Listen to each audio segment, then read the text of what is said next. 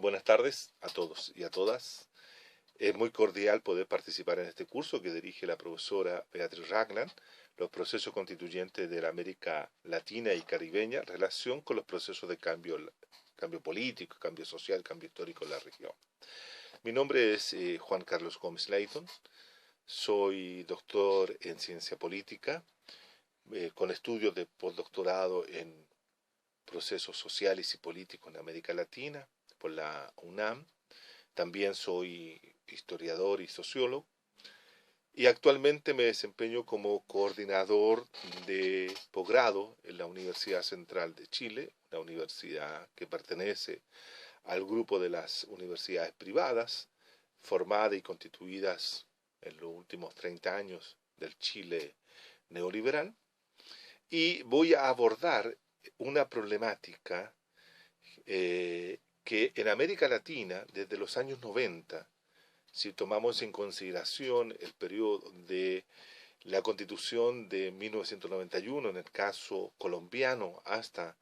la Constitución del Estado plurinacional boliviano, ha sido un proceso increscento, es decir, un proceso que ha venido desarrollándose de manera muy inusitada en la América Latina, y que ha constituido un segundo momento histórico constituyente en la región. Yo diría que uno de los primeros momentos constituyentes más importantes de la región tiene que ver con el periodo que se desarrolla, ¿cierto?, a comienzos del siglo XIX, cuando se da el proceso de independencia, cuando se produce, ¿cierto?, la balcanización de la América hispana, y se constituyen, ¿cierto?, nuevas repúblicas, nuevos estados, nuevas naciones que en base también a un elemento constitucional va a darse fisonomía como sociedades o como estados propiamente tal modernos. Este segundo proceso constituyente que se da y se desarrolla en América Latina tiene algunos rasgos que lo hacen distintivo del anterior, y tiene que ver, yo diría, con una cierta lectura o una cierta ruptura con lo que fueron los elementos centrales del primer proceso constituyente, y especialmente lo que es el pensamiento liberal anglosajón e inclusive liberal francés, orientado, ¿cierto?, hacia más a la constitución de un tipo de república asentada en lo que es el absolutismo propiamente tal, que un liberalismo de carácter más abierto en lo político, no así en lo económico, que sí era un liberal en lo económico, pero más absolutista en lo político, que es lo que caracteriza, ¿cierto?, al liberalismo francés. El liberalismo francés de finales del siglo XVIII es un liberalismo esencialmente dual, en la cual, ¿cierto?, lo económico era liberal, mientras que en lo político era esencialmente centralista y absolutista. En América Latina yo diría que uno de los elementos fundamentales de lo que va a animar el proceso constituyente del siglo XIX más bien será la tradición de los sectores provenientes de ciertas lecturas, o sectores sociales o políticos provenientes de ciertas lecturas del liberalismo francés, más que del liberalismo anglosajón, aunque muchos autores no estarían totalmente de acuerdo con esta observación, sino que ellos apuntarían más al liberalismo inglés. Sin embargo, yo tengo mis reservas con respecto a que si el liberalismo anglosajón, que es liberal en lo político, liberal en lo económico y también el liberal en lo cultural, haya sido el primer liberalismo que se practicara en América Latina. Eso marca la diferencia con respecto a lo que es el liberalismo, a lo que es el proceso constituyente latinoamericano de finales del siglo XX y comienzo del siglo XXI. El proceso constituyente de esta época, inaugurado con la el proceso de asamblea constituyente que se da en Colombia en 1991, que si bien es cierto, marca una tendencia distinta con respecto a lo que son los procesos constituyentes que se dan posteriormente en Venezuela, como también en Ecuador y también en Bolivia, marca, ¿cierto?, una diferencia porque es más liberal, pero los otros tres son rupturistas con las formas liberales. El planteamiento de la construcción de otra forma política, de otra democracia, de otra forma de Estado, por lo menos en el caso boliviano, como también en el caso venezolano y en menor medida en el caso ecuatoriano, marca claramente que estamos en una discusión constitucional con respecto al liberalismo que ha informado, ¿cierto?, los numerosos procesos políticos en América Latina, ya sea en el siglo XIX medio o siglo XIX tardío, como también en los comienzos tempranos del siglo XX, y más tarde un interregno que yo diría que va entre 1930 y 1980, un interregno antiliberal y la emergencia de un neoliberalismo que va a ser predominante en el resto de América Latina a partir de las décadas 80, volviéndose hegemónico en muchos lugares, y este neoliberalismo, ¿cierto?, también va acompañado con una serie de cambios jurídico-políticos que afectan a la forma del Estado como también a la forma que adquiere el régimen político y muchas veces la superación de las dictaduras latinoamericanas en la década de los 80 tiene que ver con una nueva lectura de la democracia liberal representativa, una democracia liberal representativa acotada, más bien circunscrita, ¿cierto?, al espacio de lo que sería la polis, pero con bastante menos participación política. Pensemos que el neoliberalismo siempre ha evitado tener una que la ciudadanía se manifieste de manera muy masiva al interior de la sociedad, y por lo tanto siempre los regímenes políticos que surgieron después de 1980 son regímenes políticos bastante restringidos, yo diría que en toda América Latina, y eso es lo que explica a su vez la crisis de la democracia liberal representativa surgida en los 80 y que vienen, por lo tanto, un planteo desde la ciudadanía de la construcción de una democracia social participativa, más amplia, más profunda, y que no sea solamente una democracia de régimen político, sino que sea una democracia mucho más sustantiva en lo económico, en lo cultural, en lo social, etc. Por lo tanto, estamos en presencia hoy día de una nueva fase de antineoliberalismo o antiliberalismo en América Latina. Por lo tanto, el liberalismo en América Latina siempre ha estado en cuestionamiento por parte de distintos grupos en la sociedad latinoamericana. De manera entonces que lo que estamos observando hoy día es yo diría, un constitucionalismo no liberal, o con elementos tomados de la tradición liberal, pero profundizado en una perspectiva de carácter mucho más social, diría, más de amplitud del régimen político y no superando aquella dimensión señalada por los transitólogos, que la democracia era un particular régimen político para dirimir dos cuestiones fundamentales, que era quién gobierna y cómo se dan las relaciones políticas o las relaciones entre el Estado y los demás poderes, como también la relación entre los ciudadanos y el Estado.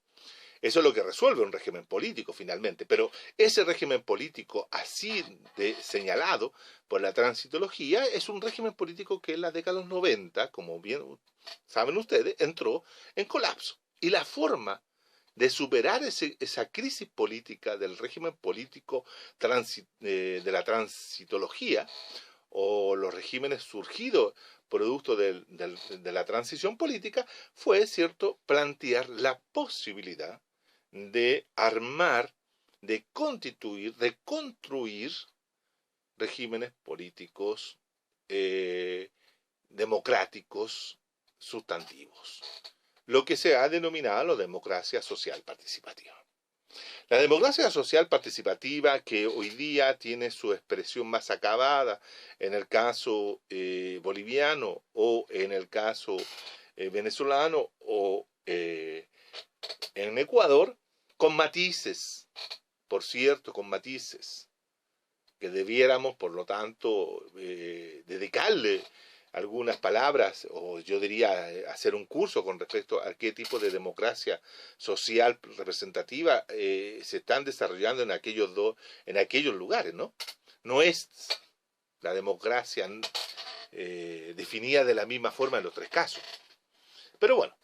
lo importante de esto que quiero señalar y quiero marcar ahora es que hay una diferenciación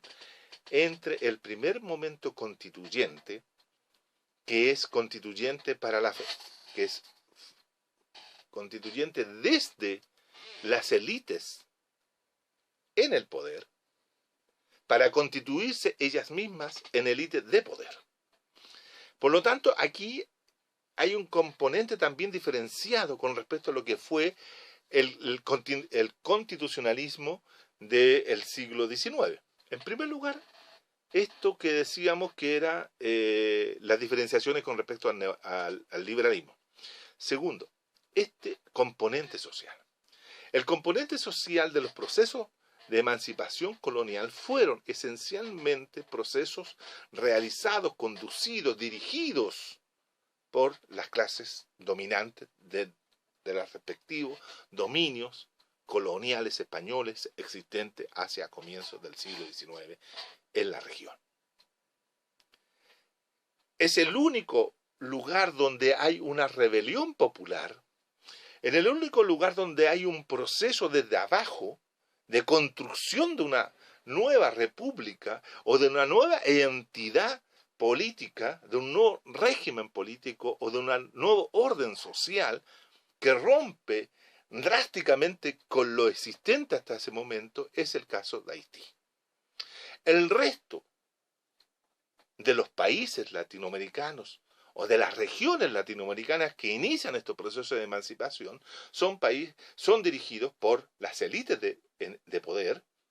élites vinculadas ya sea al mundo agrario, es decir, son hacendados que se vuelven militares, son grandes comerciantes que adoptan el credo liberal, o son intelectuales orgánicos de esas clases que también asumen ese punto de vista para fundar, ¿cierto?, estados, naciones, ¿cierto?, y sociedades en que levantan como principio fundamental el republicanismo. Pero es una decisión y una conducción de ese proceso desde las élites de poder, las cuales, ¿cierto?, en el periodo de 20, 30 años, dependiendo de cada uno de los países latinoamericanos, ¿cierto?, logran consolidar su poder y logran hacerse parte de la construcción del Estado moderno, y al mismo tiempo que construyen el Estado, construyen la nación. Entonces, Estado y nación siguen un ritmo muy similar en este proceso, pero, ¿cierto?, acá hay un gran ausente. El resto de la sociedad, el resto de los individuos, el resto de los sujetos, el pueblo en general, ¿cierto?, no participa en la construcción del Estado, ni tampoco participa en la construcción de la nación, sino que participan en los procesos de guerra, ya sea como soldados, tropas, ¿cierto?, que van a combatir a favor de estos sectores oligarcas o élites de poder en cada una de nuestras naciones, y lo que permite, ¿cierto?, que ellos sean integrados como grupos subalternos a los cuales se le otorga la nacionalidad del país que se constituye. Entonces sabemos que surge Chile, surge Argentina, surge Paraguay, surge Brasil, más tarde, mucho más tarde que el proceso hispanoamericano, surge Perú, surge Ecuador, la Gran Colombia, que se divide en dos, ¿cierto? Colombia y Venezuela, los países centroamericanos, ¿cierto? México. ¿Ah? Son países que son sociedades o son naciones que son constituidas desde arriba por parte de una élite. La élite es la que va a otorgarle un sentido de comunidad a esos grupos, haciéndolos parte de una nación que es obviamente una nación imaginada, es una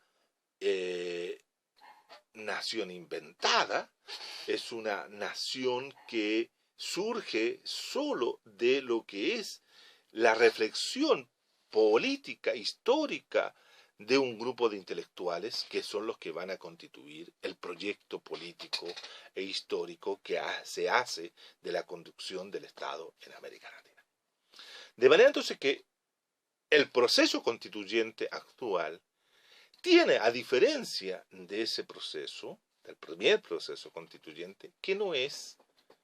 necesariamente conducido por las élites. Todo lo contrario. Es un proceso político que está conducido desde sectores subalternos. Es la ciudadanía que no necesariamente pertenece a los sectores dominantes, ni son parte de la élite dominante, ni son parte de la élite del poder, ni están en el poder los que, a través de procesos de rebelión, a través de procesos de movilizaciones sociales, a través de la acción de múltiples movimientos sociales, van a lograr en determinados países, ¿cierto?, asumir una actitud destituyente de lo existente y constituir lo nuevo. Ese es el proceso que se vive, por cierto, en el caso de Venezuela, es el proceso que se vive en el caso ecuatoriano y, por cierto, en el caso boliviano. Son, como dice García Linera, la plebe, es la rebelión de la plebe. Son numerosos grupos sociales distintos, mujeres, campesinos, indígenas, obreros, ciudadanos de a pie o ciudadanos X o Z, los que en un momento histórico, a finales de los años 90, inician un proceso de rebelión contra el poder constituido y lo logran destituir para fundar un proceso nuevo, una historia que se inicia a partir de eso, a través de nuevas categorías, a la discusión de nuevos conceptos como, por ejemplo, la constitución del Estado. Ya no es el Estado-nación, sino que es la idea de un Estado plurinacional. Es decir, un Estado compuesto por distintas naciones, con distintos grupos que habitan un territorio dado. Y por lo tanto, ese territorio que había sido, esos habitantes de ese territorio que habían soportado, ¿cierto?, la instalación de un Estado nacional que le otorgaba una identidad política artificial, una identidad cultural artificial, en la cual aplastaban sus propias identidades culturales, hoy día, ¿cierto?, a partir de esta rebelión, emergen y dicen, nosotros estamos presentes y queremos ser algo distinto. Por lo tanto, tenemos que fundar otra forma de Estado. Pero esa forma de Estado tiene la particularidad que se quiere hacer de manera participativa, que se quiere hacer de manera deliberativa, que se quiere hacer de manera democrática. Y por lo tanto, una de las formas que se ha considerado que es una de las formas que se considera, vuelvo a repetir esta idea, que se considera como la más democrática, que sea, ¿cierto?, la constitución, la conformación o la organización de una asamblea constituyente. En la asamblea constituyente que debieran participar todos aquellos grupos que tengan poder histórico, social, acumulado, es decir, son actores estratégicos, es decir, con capacidad de influir o concertar o establecer acuerdos con otros que igualmente tienen poder, ¿cierto?, una constitución política, la organización de una constitución política que dé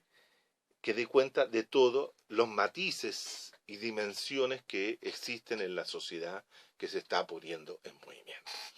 Creo que eso es radicalmente distinto. Creo que eso lo que hace la diferencia y lo que marca la diferencia entre el proceso político que hoy día se lleva a cabo en algunas regiones de América Latina, que este proceso constituyente en la cual el sujeto de ese proceso son aquellos que habían sido excluidos en el primer proceso constituyente de América Latina. Es decir, efectivamente, los procesos constituyentes que se llevan a cabo en el siglo XIX, ¿cierto?, son excluyentes de la gran mayoría de la población latinoamericana, a los cuales la élite de poder consideraba que no tenía la capacidad, no tenía la preparación, no tenía el intelecto necesario para participar y discutir los asuntos que eran propios de la polis o de la república. Es decir, era una república sin público, si ustedes quieren. El público era un grupo reducido, pequeño, poderoso, pero el gran público quedaba fuera de la toma de decisiones. Por lo tanto, todos los procesos constituyentes que se dan en el siglo XIX tienen la particularidad de ser procesos constituyentes excluyentes. Mientras que, a diferencia de esos procesos, el proceso actual es un proceso en el cual, ¿cierto?, los grupos sí tienen participación directa en ese sentido. Es decir, son grupos instituyentes. Y al mismo tiempo de ser instituyentes son inclusivos, incluyen o tratan de incluir a la mayor cantidad de personas posible o grupos sociales posibles en la participación de esta asamblea constituyente en la cual se discute y se terminan redactando constituciones políticas que han dado origen a la constitución política bolivariana, a la constitución política ecuatoriana, que ustedes han revisado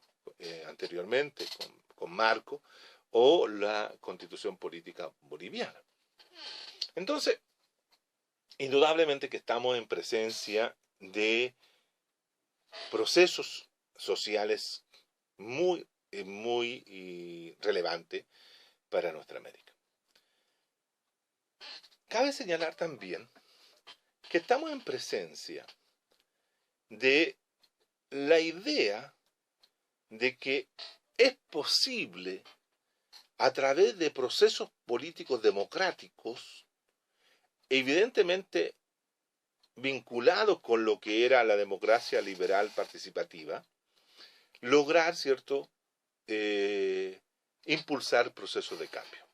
Este es un dato bien interesante. ¿Por qué? Porque también el proceso anterior, el proceso constituyente de la época del siglo XIX, digamos, de la época de la independencia, se hizo a través de la confrontación armada. Es decir, estamos en presencia de confrontación política armada, de una, como la han denominado mucha gente, una guerra civil que confronta a aquellos que estaban de acuerdo con la monarquía y aquellos que no estaban de acuerdo con la monarquía o querían un proceso de independencia, de ruptura de lazos políticos con la monarquía hispánica. Por lo tanto, hay una confrontación armada y muchas veces la decisión política de establecer una constitución política o un ordenamiento republicano se hace desde la conquista de lo que podría haber sido el poder en ese momento, es decir, la conquista política del Estado para construir desde allí una nueva república, un nuevo orden político. Es decir, son muchas veces los ejecutivos, los directores supremos, como se denomina en algún momento, los jefes de Estado, los caudillos, los militares, ya sea civiles también, o los dictadores, como también los presidentes, los que se encargan de llevar a cabo el proceso de instalación de constituciones políticas que van a regir los destinos de América Latina, constituciones políticas que se deshacían rápidamente en el aire, eran muchas veces letra muerta, en el sentido de que sus preceptos, sus cosas, sus artículos, su ordenamiento constitucional era permanentemente violado por las propias élites en disputa, que se disputaban, ¿cierto?, una serie de, más que nada se disputaba el poder frente a las distintas rencillas que la desaparición del poder monárquico generaba en América Latina. Entonces, en ese sentido, acá hay una apuesta por algo, y esa apuesta es por lo democrático. Y lo democrático se entiende como la participación directa del poder constituyente, o quienes son los que poseen el poder constituyente, que son los ciudadanos, en la generación del ordenamiento político que viene. Y eso se hace a través de los mecanismos de una constitución política. Ahora, lo interesante que en los tres procesos constituyentes que ustedes han visto también en las clases anteriores, que es el proceso constituyente de Ecuador, de Venezuela, como también el de Bolivia, que son los procesos constituyentes de carácter popular. Para diferenciarlo tal vez del proceso constituyente de Colombia de 1991, que tiene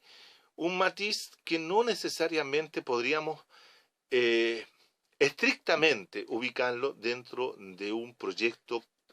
político e histórico popular, sino más bien es de carácter liberal, mesocrático, es decir, organizado, desarrollado y instalado por los sectores medios colombianos. Partamos de la base de que quienes son los que se movilizan en torno a una exigencia de una asamblea constituyente en Colombia son sectores profesionales, sectores estudiantes, sectores vinculados a ciertos medios de comunicación, etcétera, a un conjunto de universidades de carácter privada en ese sentido, y que obviamente ustedes saben que en América Latina la educación en algunos países es bastante más de clase media, la educación superior, me refiero a la universitaria, son mucho más de carácter de clase media que de sectores populares. Por lo tanto, ese movimiento tiene mucho, el movimiento de la séptima papeleta, que da origen a la Asamblea Constituyente del año 91 en Colombia, es un movimiento de clases medias o de capas medias. A diferencia del movimiento que surge en Bolivia,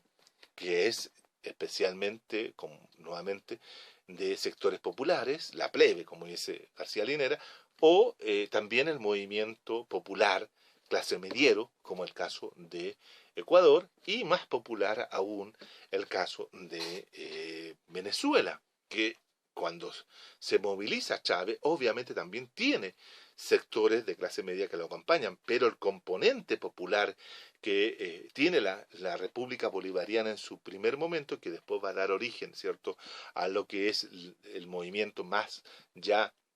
hacia el socialismo del siglo XXI, tiene un componente popular muy claro. Entonces, esto también es un elemento interesante. Tenemos un componente popular,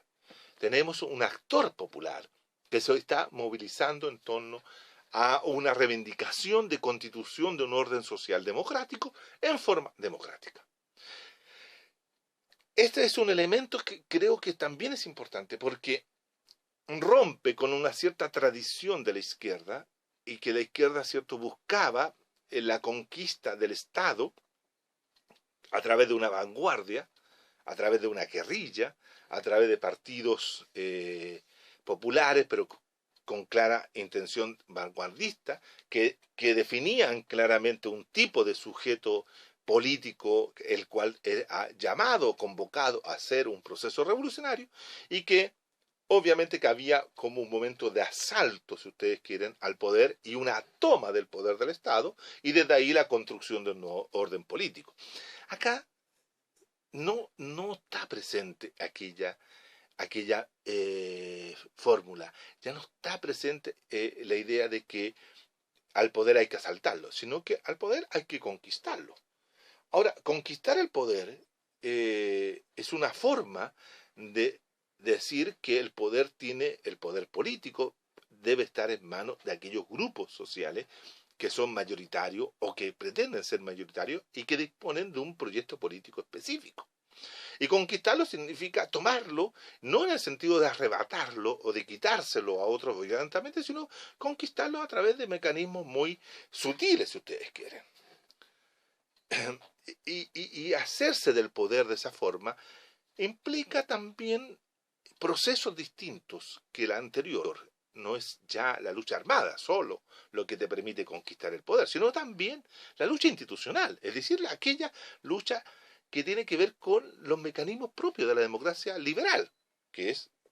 fundamentalmente el proceso electoral. Por lo tanto, el triunfo de Chávez es electoral. El triunfo de Correa también es electoral. El triunfo de Morales también es electoral. Por lo tanto, a través de sendas elecciones en cada uno de sus países, tanto Chávez, Correa como Morales llegan al poder o llegan al gobierno y se hacen y desde el gobierno comienzan a desarrollar su programa en la cual, ¿cierto?, lo fundamental que habían establecido era realizar una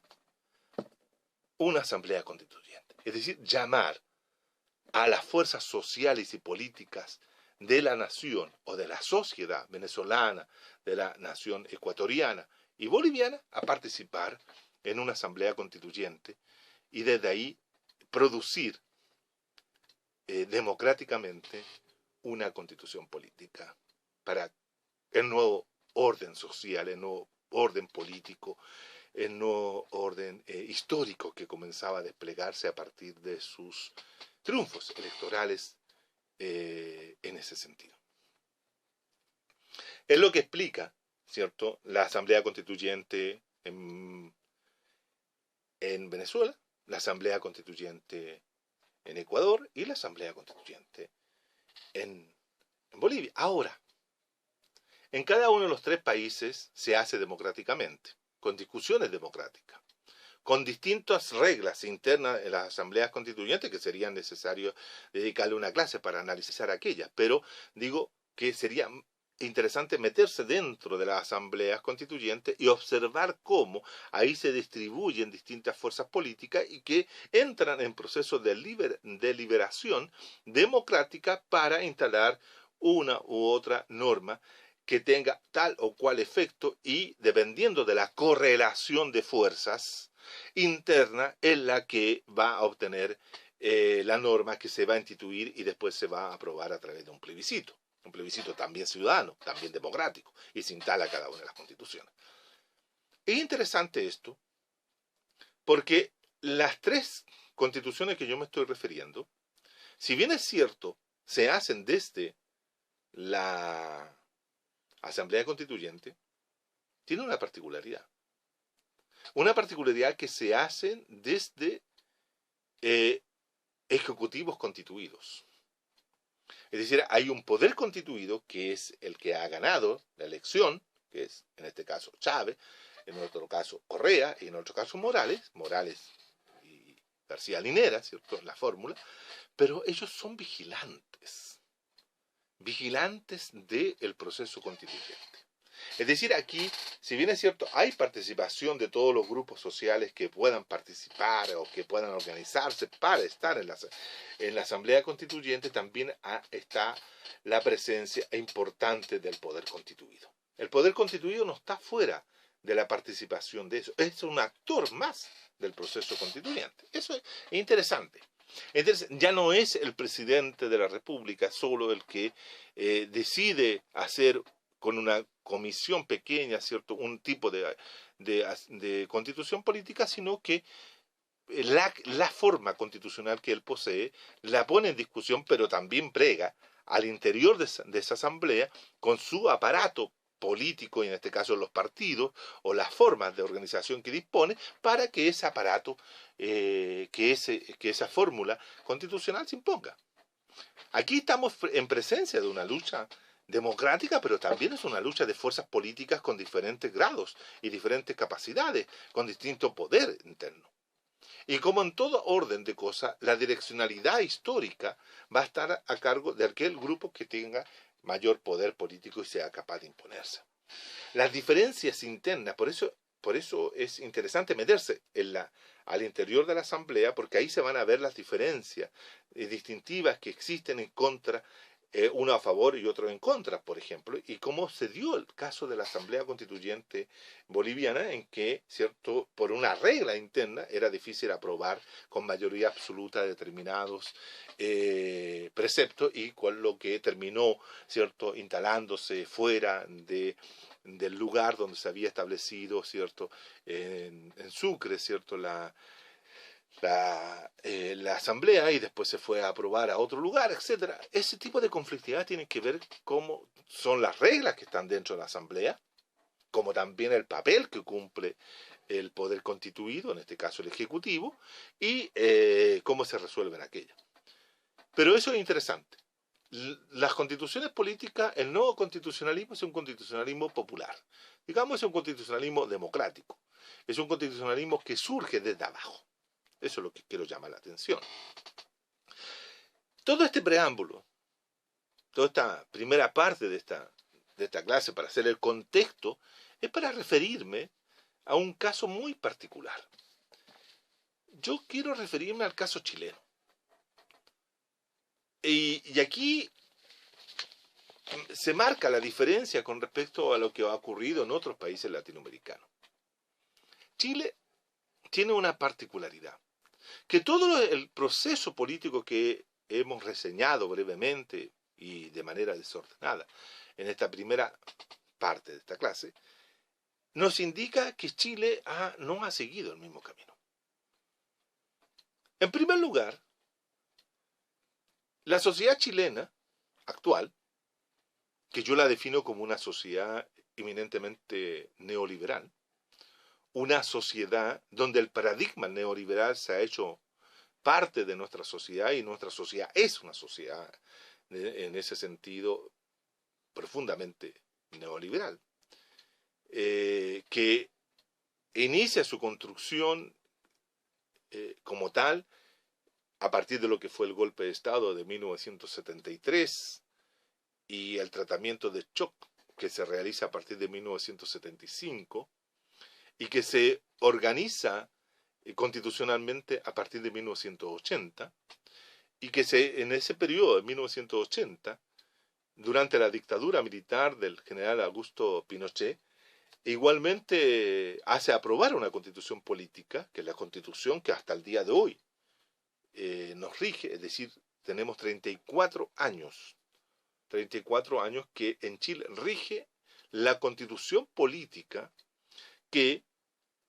Augusto Pinochet Ugarte y la junta militar que lo secundaba, ya sea como aparato legislativo, y el poder del capital como también el poder de las Fuerzas Armadas, impusieron a la sociedad chilena en un plebiscito aprobatorio que se llevó a cabo en septiembre de 1980, donde no hubo ninguna garantía constitucional para aprobar aquella constitución, ni tampoco hubo ninguna participación política de los sectores sociales y políticos no adictos al régimen en ese momento, porque se excluyó completamente, y solo la Constitución del 80 fue redactada por la Comisión Ortúzar y posteriormente revisada por el propio dictador y por uno de sus principales asesores, que fue el extinto senador Jaime Guzmán Errázuriz, que produjeron la Constitución Política de 1980, que rige hasta el día de hoy, claro, con algunas reformas que se las realizaron durante los gobiernos de la Concertación, pero en lo grueso, en lo sustantivo, en Chile sigue rigiendo la Constitución de 1980, la Constitución de la dictadura, aprobada en un plebiscito de dudosas legitimidad. Pero sí, más allá de esa situación, diríamos que la Constitución Política de 1980, dado el proceso histórico transcurrido desde 1980, 1988, plebiscito sucesorio que estaba contemplado en el articulado transitorio de la Constitución del 80, que establecía que después de 8 años de estar rigiendo la Constitución Política del 80, se debía realizar un plebiscito y preguntarle a la ciudadanía si quería la continuidad o no de Pinochet. La ciudadanía respondió que no, y por lo tanto Pinochet al año dictó, ¿cierto?, una serie de leyes políticas y llamó a elecciones presidenciales, en la cual, ¿cierto?, triunfó en diciembre del 89 Patricio Aylwin y la Concertación de Partidos por la Democracia, instalándose el régimen político protegido, un régimen político democrático protegido, autoritario electoral, lo denomino yo, que manteniendo los elementos fundamentales de la Constitución de 1980, ha regido hasta el día de hoy. Y no hubo ninguna intencionalidad por parte de la Concertación de Partidos por la Democracia de querer modificar radicalmente la Constitución de los 80, por unas diversas razones que vamos a revisar en un rato más. Pero lo que quiero decir es que la Constitución de 1980 es la que rige actualmente la sociedad chilena y que ha provocado, ¿cierto?, que Chile sea visto como el único país con una cierta estabilidad política a lo largo del tiempo y que no ha sufrido ningún tipo de crisis de gobernabilidad o crisis del régimen a lo largo de estos últimos 24 años de gobierno de la Constitución, digamos, de la Concertación de Partidos por la Democracia, con el interregno de 4 años del gobierno de Sebastián Piñera.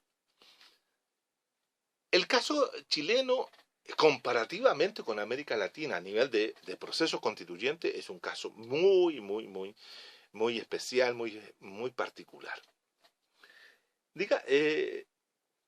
Una de las cosas que tiene de mayor interés señalar es la siguiente. Chile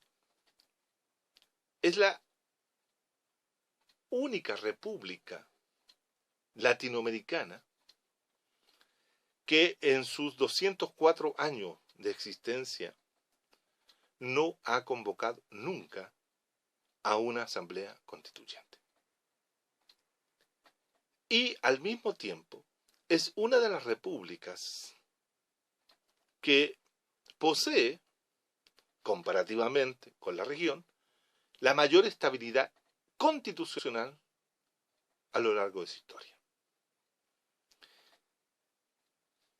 Comparativamente también con el resto de América Latina, es una de los países o de los estados que tiene el menor número de constituciones políticas en su historia también. Es decir, uno puede sostener claramente de que en Chile las constituciones se hacen para durar. La constitución que rigió durante todo el siglo XIX, después del periodo de aprendizaje político, del periodo de anarquía política, de desorden político, de organización del Estado, que va entre 1818 y 1829, 1830, en el caso chileno, a partir de 1830 en adelante, ¿cierto?, se establece una constitución que se conoce como la Constitución de 1833, fecha de la aprobación y instalación, que dura hasta 1925. Es decir, es una constitución larga. 1833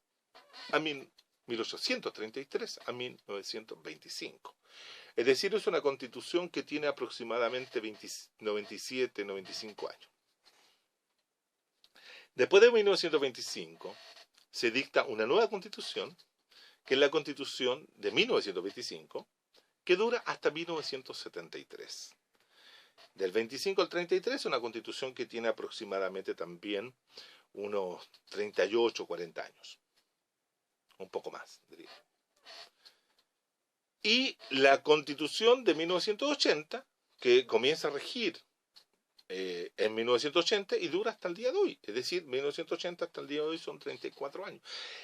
es una constitución, si nosotros calculamos, más o menos similar a la constitución de 1925. 1925 a 1973, ¿cierto? Son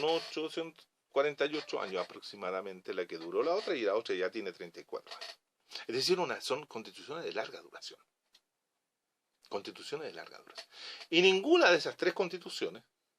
fueron actos realizados por la ciudadanía. Es decir, la ciudadanía no concurrió de manera participativa y democrática a la realización de esas constituciones, sino esas constituciones fueron realizadas o redactadas por comisiones constituyentes designadas por el Ejecutivo. En el caso de la Constitución de 1833, el Ejecutivo, Joaquín Prieto, ¿cierto?, y su ministro, su hombre fuerte del régimen, que era don Diego Portales, ¿cierto?, convocaron a don Mariano Egaña, quien fue el principal redactor de la Constitución, que era una Constitución evidentemente autoritaria, y que establecía un régimen presidencial fuerte, una participación política limitada, establecía el derecho censitario del voto, es decir, solamente podían votar aquellos que tenían algún tipo de propiedad, o sea, la exclusión total y completa de todos los demás. Es decir, era un régimen estrictamente excluyente. Esta constitución tiene la gracia de ser una constitución que en su normativa establece lo presidencial, el régimen presidencial. Sin embargo, con una sola interpretación de una norma interna, se volvió una constitución política que también permitió el desarrollo de un régimen parlamentario. En Chile hubo parlamentarismo entre 1991 y 1925. 1925 hubo parlamentarismo. Y después se vuelve, con la Constitución del 25, se vuelve al régimen semipresidencial o presidencialista desde 1925 hasta 1973. Es decir, son constituciones de larga duración, pero constituciones hechas desde el poder constituido, que asume el poder constituyente y hace una constitución para el resto de la sociedad y que la impone. Así fue la constitución del año 25, y ustedes van a ver cómo en la literatura que yo les he pasado para que ustedes puedan hacer sus lecturas, van a ver cómo, ¿cierto?, esa constitución del año 25 se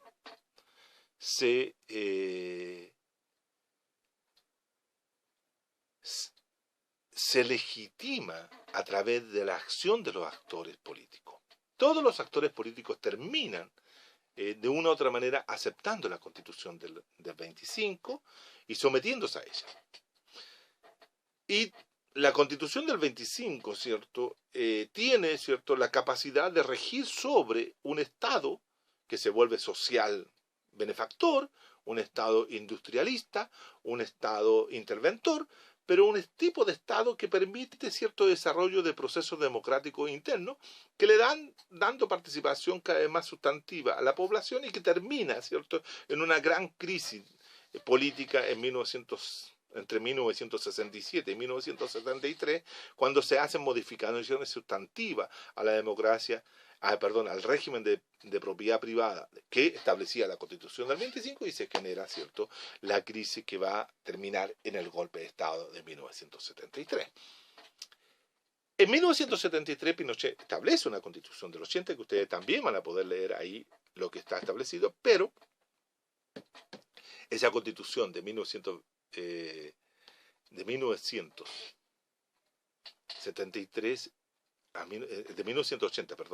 tiene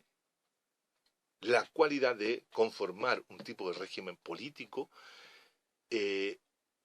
bien es cierto, en su elemento central democrático, posee una profunda conformación autoritaria. Estas tres constituciones, la Constitución de 1933, la Constitución de 1925 y la Constitución de 1980, son constituciones que se hacen desde la clase política dominante. y se hace en función de la élite política dominante. Por lo tanto, en ese sentido, es lo que yo digo que en Chile, ¿cierto?, ha habido una cierta institucionalidad dictatorial constitucional. Son constituciones dictatoriales, impuestas, que no permiten o no permitían, ¿cierto?, que los sectores populares pudieran alcanzar dimensiones democráticas más profundas, y por eso razón en las dos ocasiones que se suspende la constitución política, la de 1933, 1925 y la constitución de 1970, la misma constitución de 1925 en 1973, tienen que ver con dos golpes de Estado. Dos golpes de Estado que entran a defender los intereses de la oligarquía o de las élites de poder,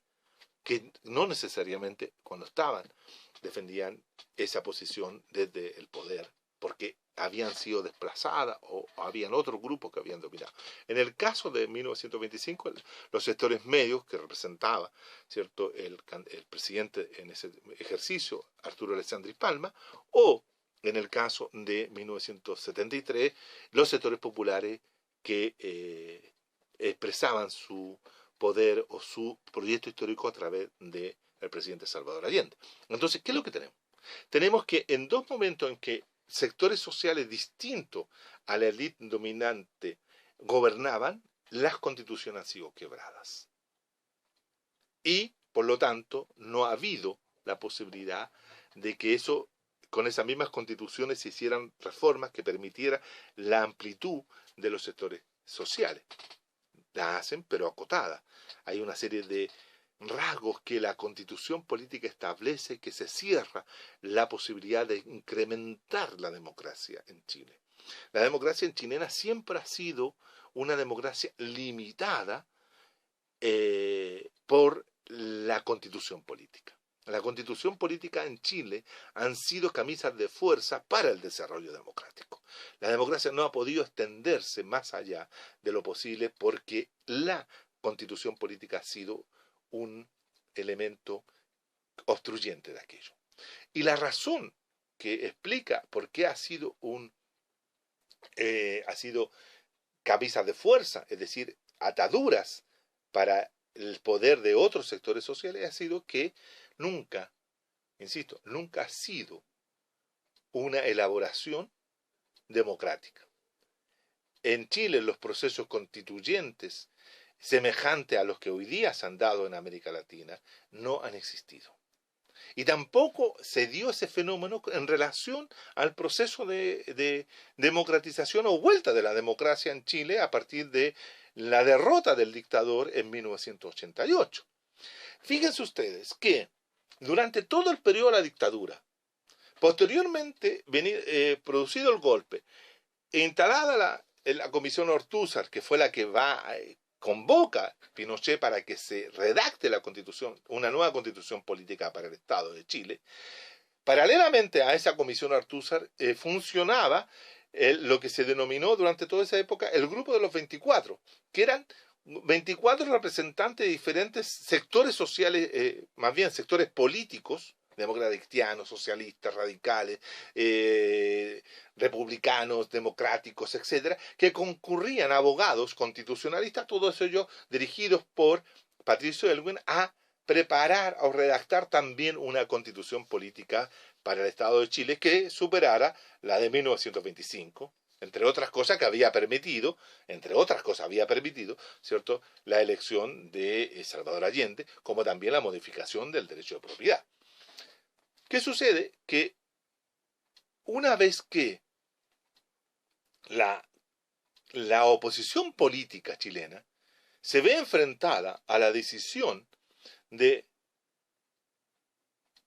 votar o participar o no en el plebiscito de 1988, que el dictador había convocado para su propia sucesión, al decir sí, vamos a votar o vamos a participar, nos vamos a inscribir, lo que hacían era estar legitimando la constitución política del Estado de 1980. Eso significó hipotecar la posibilidad de que se podía hacer una asamblea constituyente en el futuro. El propio Patricio Aylwin había declarado de que si bien es cierto la Constitución de 1980 es una constitución ilegítima,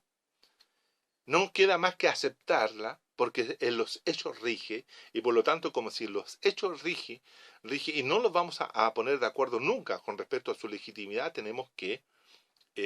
mantenerla